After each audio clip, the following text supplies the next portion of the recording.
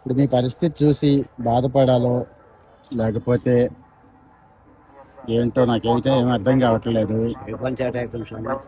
ఎందుకు వేస్తున్నారు ఈ వేషం అని. కడుపు జరుపుకున్నా కష్టపడలేదు. కష్టపడలేము, ఓకే.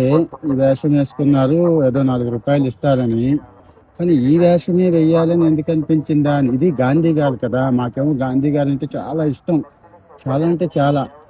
మిమ్మల్ని అలా చూసేపాటికి గాంధీ గారిని చూసినట్టు ఉంటుంది కదా, కొద్దిగా బాధ అనిపిస్తూ ఉంటుంది అనమాట. అందుకు కూడి జరగకుండా కడుపు జరగకుండా ఎవరు కూడేవాళ్ళు. రోజు జరగకుండా కడుపు జరగట్లేదు, ఏదో కూడేస్తారు. చెయ్యి ఇరిగిపోయిందా, అందుకే చెయ్యి చూపిస్తున్నారా?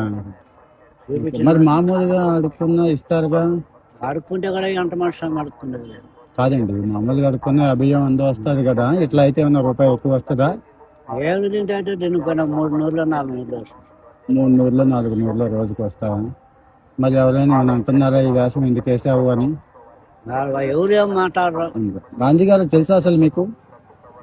తెలియకుండా అందరూ వేసుకుంటాం. 3 ఉన్నారు సమయం. ఇక్కడ ఈ ఊళ్ళో ఈ కాణిపాకంలోనే 3 ఉన్నారా? 3 వేషాలు వేసుకుంటారు. ఎవరి ఏరియాలో వాళ్ళే. నాకన్నా 65 వయసు. మీకు 65 వయసు, వాళ్ళు చిన్నవాళ్ళే. వాళ్ళకి 25, 30 ఏళ్ళు. ఓ 25, 30 ఏళ్ళకి ఏం రోగం? వాడు ఏదైనా పని చేసుకోవచ్చు కదా, మీకంటే వయసు అయిపోయింది.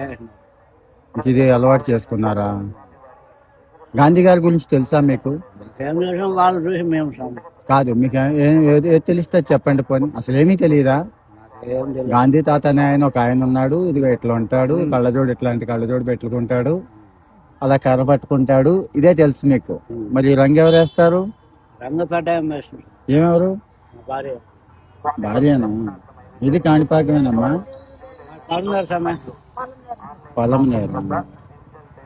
మీరు రోజు రంగు వేసి కూర్చోబెడతారు ఆయన్ని? 12 గంటల కొంటాం. మళ్ళీ కాలు పచ్చేది. ఆయమ్మ ఏమన్నా పని చేసుకుంటారా? ఆయమ్మ ఆడుకుంటుంది. కాలు ఒకటి ఆపరేషన్.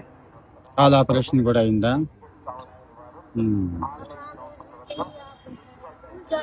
ఆడి పెట్టాల్సింది. రాయి పడుతుంది. చూసాం తినేసింది. ఇక్కడ పెన్షన్ వస్తుందా? గవర్నమెంట్ పెన్షన్ ఇస్తారు.